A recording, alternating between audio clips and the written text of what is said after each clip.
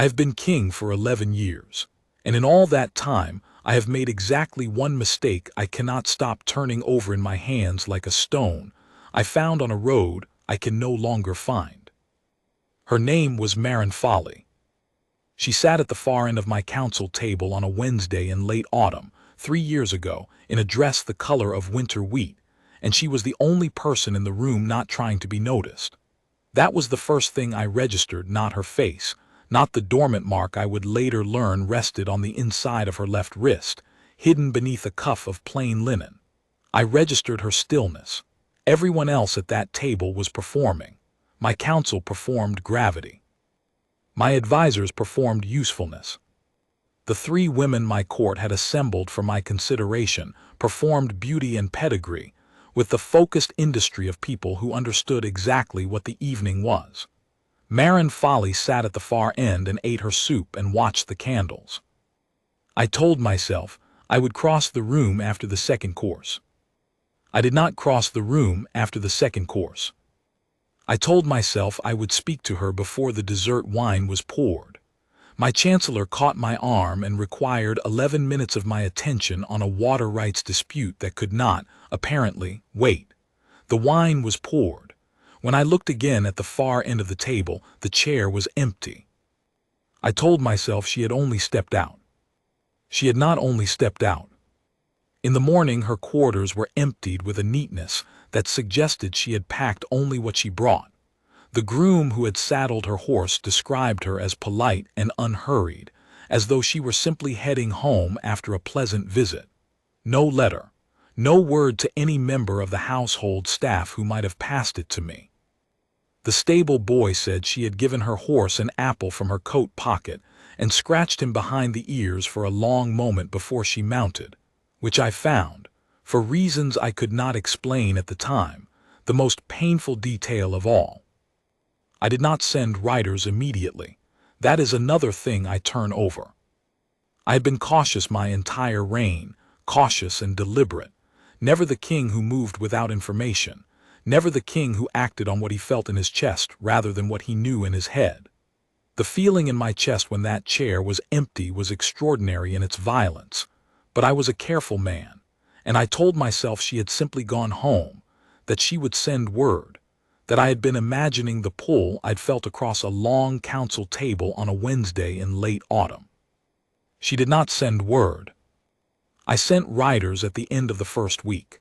They found her family's farmhold in the Pell district, her mother, her younger brother, a dog who barked at the gate. Maren had stopped to visit for 2 days and had then continued on, her mother said. She had seemed well. She had seemed decided. No, she had not said where she was going after. The riders came back with nothing. I sent better riders. I sent the kind of men who find things. I widened the search by degrees over the following months, always carefully, never in a way that would read as a king's command and frighten her further.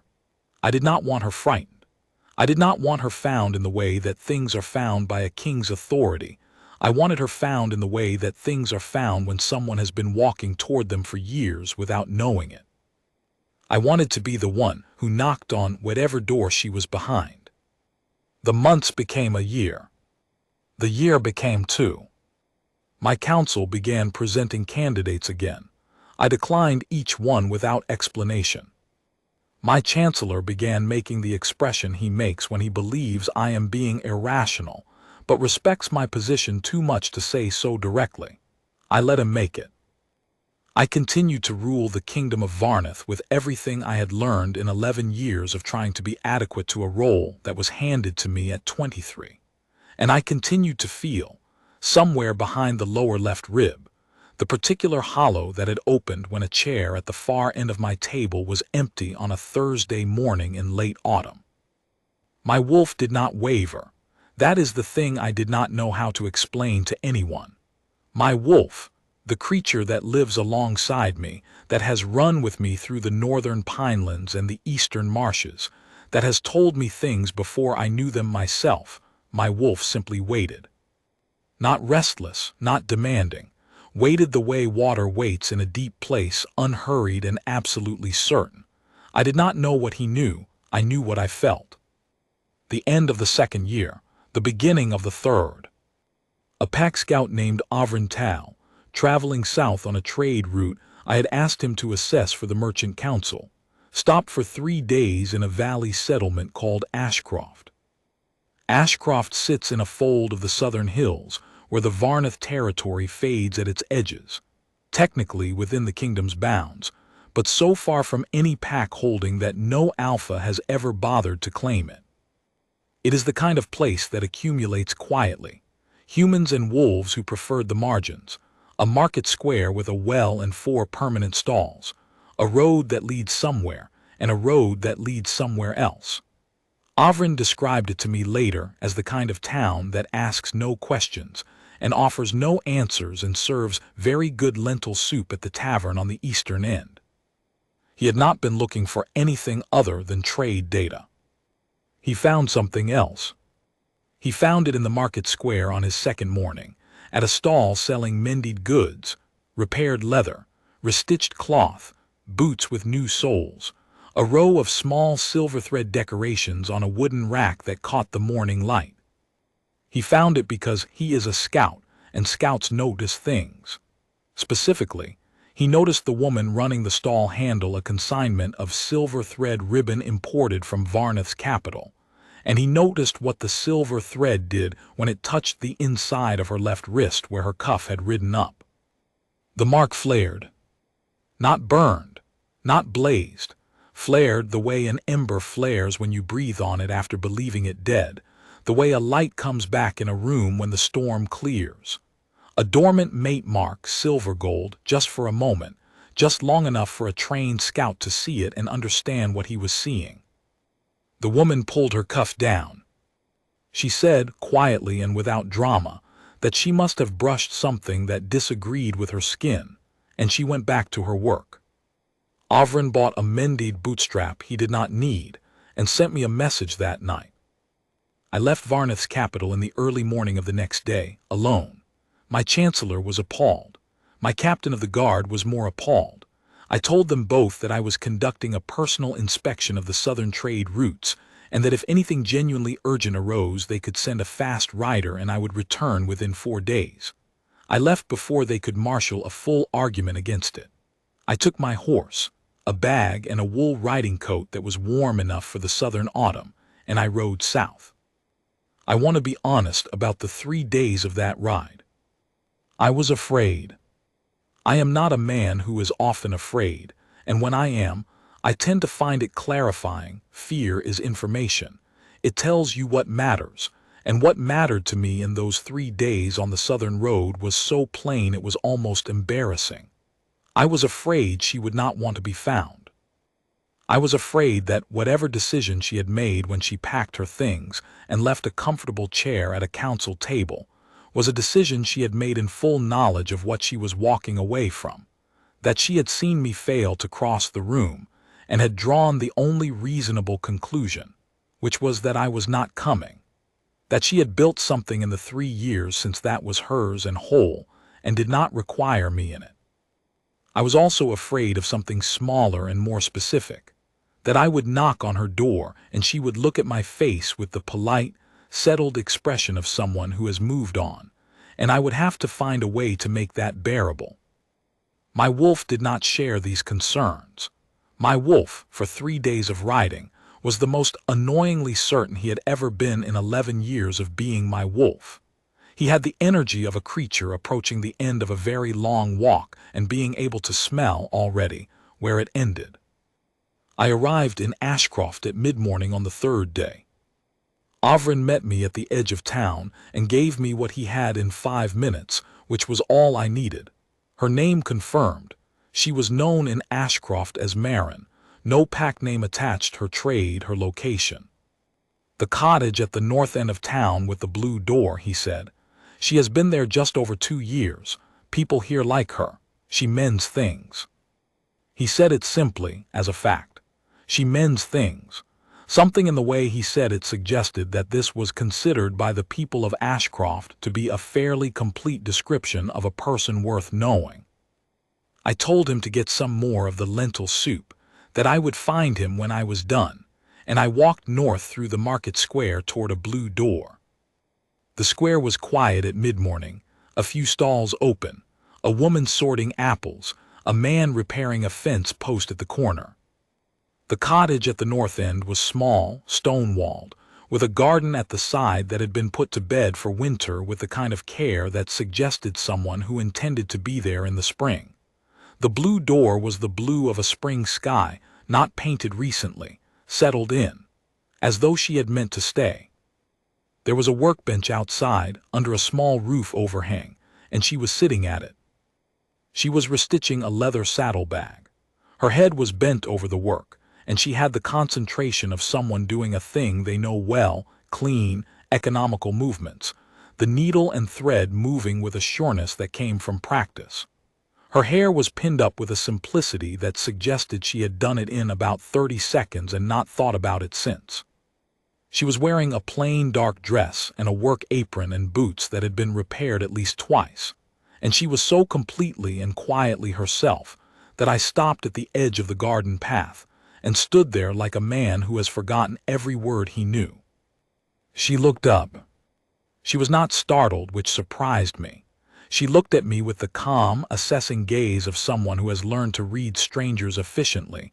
Who is this? What do they need? Are they trouble? And then recognition moved through her face like weather moving through a landscape. Slow first, then all at once. She set the needle down. She did not say my name. She said, "You're alone." "Yes," I said. She looked at my horse, tethered at the garden gate. She looked back at me. She said, "Did you eat?" I had not, as it happened, eaten since the previous evening. I said, "Not this morning."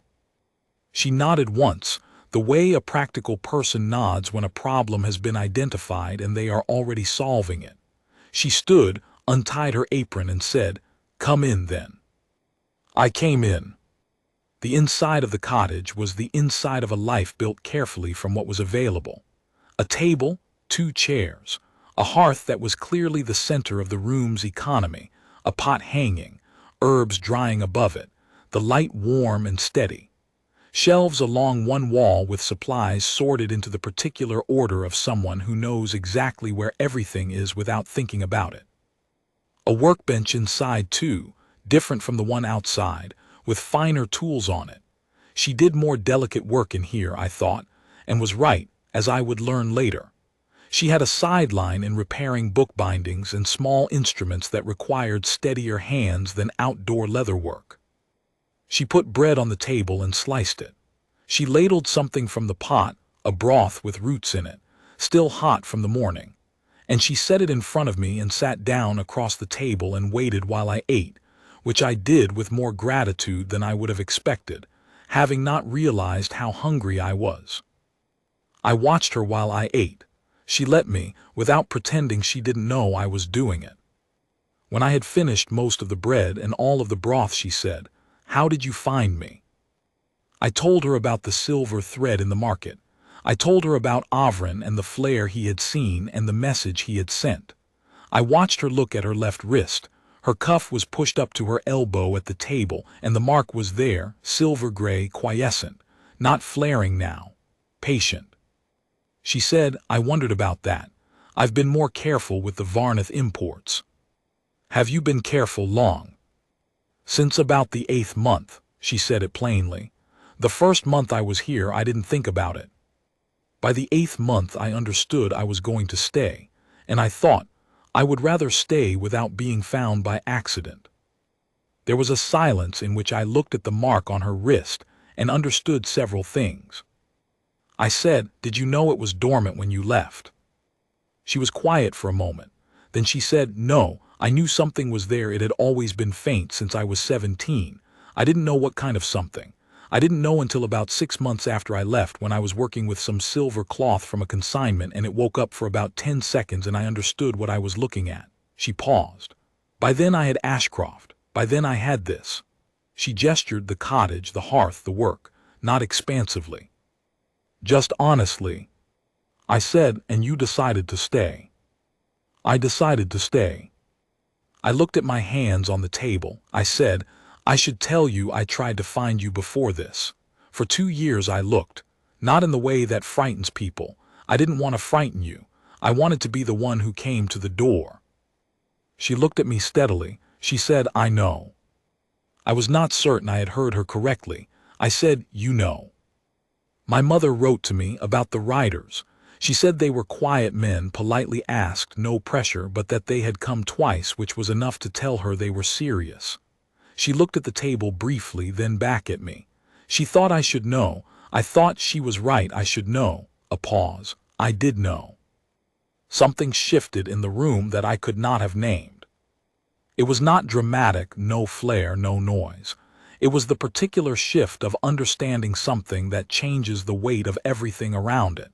She had known, for some portion of the last 2 years, that I was looking. She had stayed. She had been more careful with the Varnath imports. She had stayed. I said very carefully, why did you leave the way you did? She thought about this for a moment, not evasively, but with the honesty of someone who has had time to understand their own reasons. She said, because you were going to cross the room and then not cross the room one more time, and I had been standing at one end of rooms waiting for people my whole life, and I thought I was tired. I wanted to be somewhere I was already. She paused. I didn't know about the mark then. I just knew I was tired. I said I failed to cross the room. You did. I have thought about that quite a lot. I imagine. The smallest thing moved at the corner of her mouth, not quite a smile, but adjacent to one. I've thought about the soup, she said. At your table, it was very good soup. I said, it is less good than the soup you just gave me. She looked at me for a moment. Then the not quite smile became a real one, briefly and completely, and it went straight through me like a key in a lock. I said I came alone on purpose. No riders, no counsel, no arrangement. I came because I wanted you to understand that whatever happened after this was going to be your decision, and I wanted you to have it the way decisions should be had, without an entourage. She said, I noticed you were alone. I know you said so. It was the first thing I noticed. She looked at the mark on her wrist again, and then she did something I was not expecting. She pushed her sleeve up fully and turned her wrist up on the table between us, the mark visible, and she left it there. An offering or a question or both. I put my hand on the table, close but not touching her wrist. I said, I would like to stay for 2 days, not to persuade you, to let you know me better than a council dinner on a Wednesday allows. And then I would like to know what you want. She said 2 days. 2 days. She looked at my hand near hers on the table. She said, you can stay in the room at the back. It has a window and a decent mattress. The tavern does a better breakfast than I do. I said, I don't require a better breakfast. She looked at me again with the assessing gaze. Then she said, all right, and stood up to put the pot back on the hook, and we began the 2 days. I will not pretend those 2 days were simple. They were not simple. They were the most carefully navigated 48 hours of my life, which is saying something, because I have navigated a number of difficult things in 11 years of kingship. But those were external difficulties, water rights, border disputes, council disagreements, the 100 small and large problems of running a kingdom. This was internal, and interior difficulties are the kind I am least practiced with. She showed me her work on the first morning. The stall in the market, the tools, the steady progress of her hands on whatever needed fixing. She worked with a focus that I found almost meditative to watch. She was not performing for me. She was simply working, and the work was good and she knew it and did not need me to confirm it. I sat on a low stool at the side of the workbench and was largely quiet, which she seemed to find acceptable. She told me about Ashcroft, how she had found it by accident, 3 weeks into riding south without a destination, when her horse had gone lame on the road and she had been obliged to stop. The horse had healed. She had stayed. It was not a dramatic story. She seemed to find this fitting. In the afternoon of the first day, she took me to the eastern end of the valley, where the hills folded in closer, and there was a stand of old ash trees that had managed to get enormous over what she estimated was about 100 years of being left alone. She said the valley wolves sometimes ran here. There was a small pack, not mine, not claimed by any alpha she knew of, that simply lived in the hills and occasionally came down to the valley floor and was generally polite about it. She had met their alpha, a quiet older wolf named Selt, who had looked her over on her first week and had apparently decided she was acceptable, because the pack had never troubled her and Selt occasionally left a rabbit on her doorstep, which she was not entirely sure how to interpret but had decided to receive as a compliment. I said, "He knows about the mark." She looked at me. "Does he?" "A wolf that old knows. He decided you were worth watching over." She was quiet for a moment, standing in the ash trees with the autumn light coming through the leaves. She said, "I always thought it was because I mended one of the younger wolves' paws one spring. He had caught himself in someone's old trap." "That may also be true," I said. "They're not mutually exclusive." She looked sideways at me. "You're saying it diplomatically."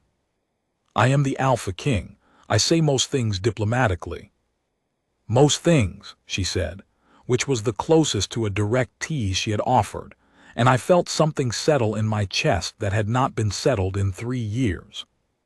On the evening of the first day we ate dinner at the tavern at the eastern end, the lentil soup, which was in fact excellent, and bread and a roasted root vegetable that seemed to be the cook's particular pride. She was known here. The woman behind the bar greeted her by name and did not ask about me, which I appreciated. A few other regulars nodded or said something brief. She had a place in this room the way water finds a level, naturally, without effort, simply because she had been here long enough and had been consistently herself. I watched her in the warm light of the tavern and thought about the council dinner on a Wednesday in autumn, and the soup that had been very good but not as good, and the chair at the far end of the table where she had watched the candles, and I thought, she had been like this there too, had she not? Exactly this. Quiet and present and already complete. I had been the one who failed to understand what I was looking at. I understood it now. On the second morning she asked me, with the directness that I was coming to recognize as simply how she communicated, what I had done in the 3 years she had been gone. I told her. I told her about the water rights dispute and the merchant council assessments and the border adjustment in the Northwest, and the new treaty with the Kelvar territories and the harvest records and the 11 council meetings in which I had been asked about my succession, and had deflected 11 times with varying degrees of diplomatic invention. She listened without interrupting. When I finished, she said, "You sound tired." I said, "I have been a little tired." She said, ruling without, she stopped. She seemed to be deciding how much to say. Then she said simply, "Ruling alone is harder than ruling with someone. My brother always said that. He meant it about the farmhold, but I think it's the same." I said, "Your brother is right." She looked at the table. Then she said, "What do you want? Not what's sensible, not what the council needs. What do you want?" It was not a difficult question to answer. The difficulty was that I was not, as I have said, practiced with interior things, and saying plainly what I wanted felt like standing without armor, which is not a thing kings do often. But she was asking plainly, and she deserved a plain answer. I said, "I want to ride north with you. I want you at the table, not the far end, the middle next to me where I can hear what you think. I stopped. I said, "I want to not feel the thing I have been feeling for 3 years, the hollow thing. I want to close it." She looked at me for a long time. Then she said, "The mark." She put her wrist on the table, palm up. The mark was there, silver gray, as it had been yesterday, as it presumably had been for years. I put my hand over it, not pressing, just present, covering it. The mark woke. Not flared this time. Woke fully, completely, with the warmth of something coming back to life after a long time in the cold. Silver gold, the way Avrin had described it for that moment in the market, except this time it did not fade. It held. on her wrist, and I looked at my own hand and saw it there too, the echo of it, the seal of it. My wolf, who had been waiting with extraordinary patience for 3 years and some months, made a sound I had never quite heard from him before, low and deeply satisfied, the sound of a creature arriving home. Maren looked at both our hands. She looked at me. She said, "It's warm." I said, "Yes." She said, "I knew it would be." Pause. I didn't know it would feel like this specifically. I thought it would feel like, I don't know, a completion. I didn't know it would feel like being warm all the way through. I said, "Is that all right?" She said, "Yes, that's." She looked at our hands again. "Yes." We sat at that table for a while with the mark burning warmly between our palms and the cottage quiet around us, and the second day's light coming through the window over the hearth, and there was nothing that needed saying for a while, so neither of us said anything. After a time she said, "I'll need to close the stall properly. Talk to the woman who supplies the leather, make sure she has another arrangement. The tavern woman Bria will look after the plants in the garden until spring if I ask her. She has a good eye for plants." She paused. "The blue door. I was going to leave the blue door unlocked, in case someone needs to use the space. The cottage." I said, "That sounds right." She said, "I'll need a few days. Not long. 3 days to put things in order here." I said, "I'll wait." She looked at me. "You don't have to wait here. You could go back to." "I'll wait," I said. Something moved in her face. Not the small smile this time, something quieter and deeper than that, something that had been being careful for a while and was becoming slightly less careful. She said, "All right." Pause. "I'll need to find out from you eventually what all of this means, practically. I don't know how any of this works. The Luna, the ceremony, what the council will want, all of that." I said, "I'll tell you all of it. There is a great deal of it. Some of it is genuinely tedious." She said, "I can handle tedious. I mend boot soles." I said, "Then you are well prepared for a council chamber." The not quite smile. Then the real one, brief and complete, and I thought, I will spend a great deal of time in the years ahead working to earn that particular smile, and I will not find this effort difficult. The 3 days she had asked for, I spent in Ashcroft. Ovrin materialized, was introduced, assessed Maren with the professional thoroughness of a scout assessing a terrain he had heard described but not yet verified, and apparently concluded that the description was accurate, because he relaxed visibly and went back to his trade data with the manner of a man whose assignment had resolved satisfactorily. I watched her close the stall. I watched her talk to the leather supplier, a compact man named Drez who listened to her with the expression of someone losing a useful arrangement and being gracious about it. I watched her talk to Bria at the tavern, who responded to the news with a few seconds of silence, followed by the practical inquiry of whether the herbs on the south sill would need watering daily or every other day. Maren said every other day. Bria said, "Fine," and then, "You'll come back sometime." Maren said, "I expect so." Bria nodded, which appeared to settle the matter. Old Selt came down from the hills on the second of the 3 days.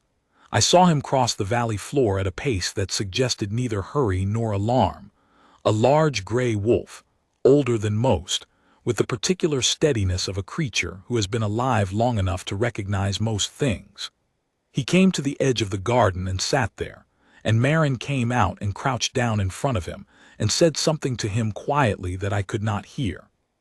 He looked at her for a long moment, then at me, a long, measuring look that took me fully in, and I held still under it with the respect one alpha owes another, and he seemed to find whatever he was looking for because he stood and turned and walked back toward the hills at the same unhurried pace.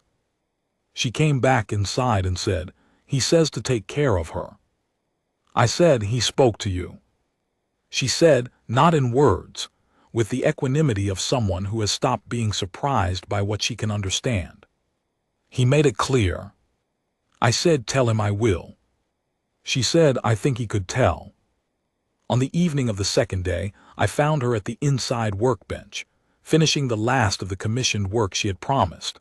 A book binding, the small stitches more precise than anything I had watched her do outside. She was working by lamplight with complete concentration, and I sat in the other chair and watched the fire, and my wolf settled in my chest with the completeness of a creature who has been waiting for 3 years and has arrived. I thought about the council dinner. I thought about the chair at the far end and the soup and the candles. I thought about the morning when the room was empty, and how I had stood in the doorway of vacant quarters and understood too late what carelessness costs. I was going to be a great deal less careless going forward. The third day was the packing of the cottage, which was not extensive. She had arrived with little and had acquired in 2 years the things she needed and not significantly more. There was the toolbox which she was taking. There was a coat she particularly liked, and her good boots, and a set of books that were both hers and had been repaired by her at various points, so they were hers twice. There was a small wooden wolf that she had bought at the market one autumn and placed on the window ledge, which I picked up and looked at, and she said, "That can come." There were 2 letters from her mother and 1 from her brother, which went into the bag first. The rest she left: the cottage, the furniture, the garden put to bed for winter. The blue door she left unlocked. She stood in the doorway for a moment before we left, looking back at the room. I waited outside, giving her whatever a moment in a doorway needs from the people standing outside it. After a while she came out and pulled the door mostly closed, not latched, not locked, just resting, and she turned to the road. She looked at my horse and then at the road and said, "You rode alone?" I said, "Yes." She said, "I have my horse." She had a small bay mare stabled at the tavern which Bria was willing to board indefinitely or, failing that, find a good home for if Marin sent word. She's steady. She can keep up. I said, "I know she can." Marin went to collect her mare, and I led my horse out to the road and waited. And after a few minutes she came back along the north end of the market square with the mare at a walk, and she mounted with the ease of someone who has ridden most of her life, and she came to where I was standing. We looked at the valley for a moment, the hills around it, the ash trees on the eastern end, the market square quiet in the morning, the well, the stall she had run for 2 years and the space where it was, now empty, the blue door at the north end. She said it was a good place. I said yes. She said, "We can come back." I said, "As often as you like." She nodded once, and we turned the horses north and we rode. The road north is 4 days from Ashcroft to the Varneth capital, through the southern hills and across the Mere Flats and up through the valley of the Crath River and into the high passes before the descent. We were not in a hurry. We rode at a pace that let the horses be comfortable and let the days be long without being exhausting, and we talked. I had not talked, truly talked, in the way that doesn't require diplomatic calibration or administrative purpose, in some time. I had not realized the extent to which I had been conducting all my conversations on the level of management until I was conducting a conversation on a different level entirely. She asked questions the way she did everything else, directly, without ornament, interested in the actual answer. She asked what the hardest part of the kingship was. She asked what the water rights dispute had actually been about and whether it had been resolved or merely postponed. She asked about the Kelvar Treaty and whether I thought it would hold and what I would do if it didn't. She listened to the answers with the careful attention of someone filing information rather than waiting for their turn to speak. She told me about the work in Ashcroft, about the woman who had brought her the first commission, a torn saddle girth, and how that had led to the next commission and the next, and about the particular satisfaction of returning something damaged to someone who needed it working. She told me about the book-binding specialty, which had developed accidentally when a schoolteacher had come to her with a falling-apart text, and she had looked at it for a while and worked out how it was originally constructed and put it back together correctly, and how the schoolteacher had told 3 other people, and so on. She told me about the Valley Wolves, not just Selp but the others. the younger ones she sometimes saw on the hill road, who had come to tolerate her presence with the mild goodwill of creatures who have decided someone is not worth the effort of concern. I told her about the title, the practical matters, not that she seemed concerned, but she had asked, and she deserved to know what she was riding toward. I told her what a Luna was in Varnath, not a rank of performance but a role of substance, the Alpha King's equal counsel, the person the pack brought certain things to that they could not bring to me, the one whose judgment in certain matters was understood to be final. I told her about the ceremony, which was not elaborate but was public. I told her about the council, who would have opinions, and about my chancellor, whose opinions were the most numerous and who would come around eventually because he always did. I told her my wolf had been certain for 3 years and that he was, on this point, reliably correct. She listened to all of it, then she said, "All right, pause, I'll need a good chair." I said, "I will find you an excellent chair." She said, "And I'd like to keep working, I know that's." "Yes," I said. She looked at me. I said, "Whatever work you want, however you want to structure it. I am not asking you to set down who you are in exchange for being my Luna. I am asking you to bring who you are and be my Luna as that person." She was quiet for a moment. Then she said, "That seems workable." I said I thought it might. On the 3rd day of the ride, in the afternoon, we stopped at a place above the Crath where the river bent, and there was a stand of old pine, and the light was extraordinary late-autumn gold, the kind that makes everything look like it is being looked at for the first time. She sat on a rock above the river and I sat near her, and we watched the water for a while, and my wolf lay down in the grass in the way he does when he is, finally, fully at peace. She said, "I thought about coming back. In the 2nd year, I thought about it a number of times." I said, "What stopped you?" She said, "I didn't know how to come back without it being without it looking like I was coming back because I needed something. I didn't need anything. I had Ashcroft. I didn't want it to look like need." I said, "It would not have looked like need." She said, "I know that now." Pause. "I also thought if you were looking, you would find me eventually. And if you weren't looking, then Ashcroft was what I had, and Ashcroft was good, and that was a reasonable life." I said I was looking. She said, "I know."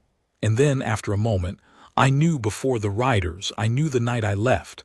I stood at the gate for about 10 minutes before I mounted. She was looking at the river. I almost went back in." I said, "Why didn't you?" She said, "Because I didn't know if you would cross the room." I looked at the river too. I said, "I would like the opportunity to demonstrate, going forward, that I will cross the room." She turned her head and looked at me with the assessing gaze, and this time at the end of it she smiled, not the brief flash, but a longer one, the kind that takes up more of her face and suggests she is genuinely pleased with something. She said, "You've already demonstrated it. You rode 3 days alone. That counts as crossing the room." I said, "I'll keep crossing it regardless." She said, "I know." And she turned back to the river, and we sat there in the extraordinary light until the sun began to drop and the horses needed to move again. We came into Varnath's capital on the 4th morning, in the early light before the market woke. I had planned it this way, no procession, no assembled court, no moment of theatrical arrival. Just 2 riders coming in from the South Road as the city was beginning its morning, the horses unhurried, the light still pale and new. My chancellor was at the gate. Of course he was. He had been my chancellor for 7 years, and he had the instincts of a man who has survived 7 years beside an Alpha King, who occasionally disappears southward without adequate notice. He looked at me. He looked at Marin. He looked at her left wrist where the mark was now clearly visible and clearly live, and he was quiet for a moment with the expression of a man who has simultaneously been vindicated and surprised, which is a complicated expression. He said, "Your Majesty." I said, "Good morning, Aldrich." He said, "I see the Southern Trade Route inspection was productive." I said, "Very." He looked at Marin with the careful professional courtesy of someone doing a rapid assessment. He said, "Welcome to Varnath." Marin said, "Thank you." She looked at him calmly. She said, "You're going to have a lot of questions." He said, "I am." She said, "I would rather have them all at once, in a room with a table, with something hot to drink." He blinked. He said, "Yes, that can be arranged." "Good," she said, and she looked at me, and I saw the corner of her mouth. I said, "She's going to be excellent at the council table." My chancellor said, "I am beginning to see that," in the tone of someone who finds this both alarming and reassuring, which is exactly how I wanted him to feel. The ceremony was held 10 days later. I will not describe all of it. There were parts that were tedious, as I had promised her, and she had handled them with the equanimity of someone who has mended boot soles and can therefore handle most things. There were parts that were not tedious. The moment when the pack elder confirmed the mark, and the assembled court saw it for the first time in its full settled silver gold, that was not tedious. The moment when the elder said the words that have been said in Varnath for a long time, the words about the bond being completed and the Luna acknowledged, and my wolf rose in my chest with the full, unhurried certainty of a creature whose waiting was done. That was not tedious either. She stood in the hall in a dress she had chosen herself, which was neither elaborate nor plain but was exactly right, in a blue that was close to the color of her door in Ashcroft, and she stood the way she always stood, quietly, present, complete, and the court saw what I had seen at the far end of a table on a Wednesday in autumn. A person who was not performing anything, who was simply there. The court bowed. Not the theatrical bow of ceremony, or not only that, there was something in it beyond form. The pack feels these things. 3 years of a hollow-chested alpha king, and now whatever they felt in the hall that day, the mark alive, the bond sealed, the thing that had been wrong now right, they felt it the way a pack feels its own health. The bow was complete. She stood in the middle of it with the dignity that was simply hers, and looked at me over the heads of the assembled court, and something passed between us that needed none of the ceremony's language. Afterward, in the quiet before the evening meal, she came to find me in the study where I often go when I need to think. She knocked, which she did not have to do and which I had told her she did not have to do, and I told her to come in, and she came in and looked around the room at the books and the papers, and the maps on the wall and the general organized disorder of a room that is used seriously for work. She said, "This is where you actually are." I said, "Most of the time." She looked at the chair behind the desk and then at the second chair, the one visitors used, and she said, "Is there another chair? One that isn't the visitor's chair?" I said, "I'll find one." She said, "Good." And she sat down in the visitor's chair for now, without ceremony, and she said, "Tell me what you're working on." I told her. She listened and asked 3 questions that were the right 3 questions. And by the end of the hour, we were working together at the desk with the maps between us, and my wolf lay quiet in my chest with the completeness of a creature who had been waiting a long time and would not need to wait again. The chair arrived the next day, a good chair, solid with arms placed at the side of the desk. She sat in it. She sat in it the day after that, and the day after that, and in time it was simply the chair on the left side of the desk, the way certain things become simply what they are when they have been right for long enough. She wrote to her mother. She wrote to the school teacher in Ashcroft, and arranged to send several books on binding technique, which she had tracked down in Varnath's library with the focused efficiency of someone who knows what they are looking for. She wrote to Bria, who wrote back that the herbs were doing fine, and the blue door was being used occasionally by a young man who needed somewhere to sit quietly in the evenings, and that she hoped Marin was well, and she had made the lentil soup using the recipe Marin had left on the kitchen shelf, and it was nearly right but not quite, and would Marin please tell her what she was doing differently? Marin told her. In the spring we went back to Ashcroft. She had promised Selt she would come back, and she kept the promise. We rode south, less urgently this time in the early warmth of a new season, and came into the valley on a morning when everything was opening up, the market stall running again under a different person, the well full, the ash trees at the eastern end putting on their first leaves. The blue door was slightly faded from a winter of being unlocked and used. Bria was at the tavern and said, "I knew you'd be back," with the satisfaction of someone whose prediction has been confirmed. Old Selt came down from the hills the second day. He came into the garden and looked at us both for a long time, Marin first, then me, then back to Marin, and then he did something I had not expected. He lay down in the garden in the sun, with the great settled weight of a very old wolf who has been standing watch for a long time, and is now, perhaps, done. Marin crouched down and put her hand on his head between his ears. He closed his eyes. She looked at me. I crouched down on the other side of him.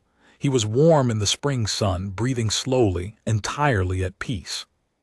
We stayed there a while, the three of us, in the garden of the Blue Door cottage in the Valley of No Wolves. After a time Marin said quietly, "He's all right. He's just finished, I think, whatever he was waiting for." I said yes. She said, "He's been watching this valley a long time." I said he has. She kept her hand on his head. He did not move. The sun moved through the garden at its own pace. Later that afternoon we sat at the small table inside the cottage, and she made tea from the herbs that had, apparently, survived the winter under Bria's care, and we sat in the same two chairs we had sat in on that first morning, me on one side of the table, her on the other, and she looked at the window where the small wooden wolf still sat on the ledge, and she said, "I'm glad you came alone." I said, "So am I." She said, "You could have sent someone." I said I could have. She looked at me across the table, the same look she had given me on the road north, above the Crath River in the afternoon light, the one that had taken me fully in and found whatever it was looking for. She said, "You crossed the room." I said I crossed the room. The mark on her wrist was warm in the afternoon light coming through the window.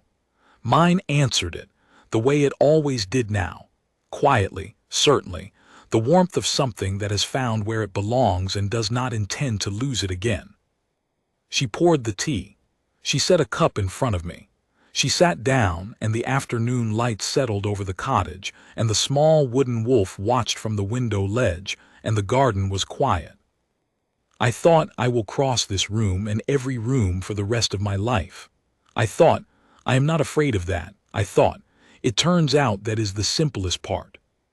She wrapped both hands around her cup and looked at the steam rising from it, and she was quiet, and she was present, and she was exactly herself, which is the only thing she has ever needed to be. That was enough. That has always been enough. I just took too long to cross the room and say so.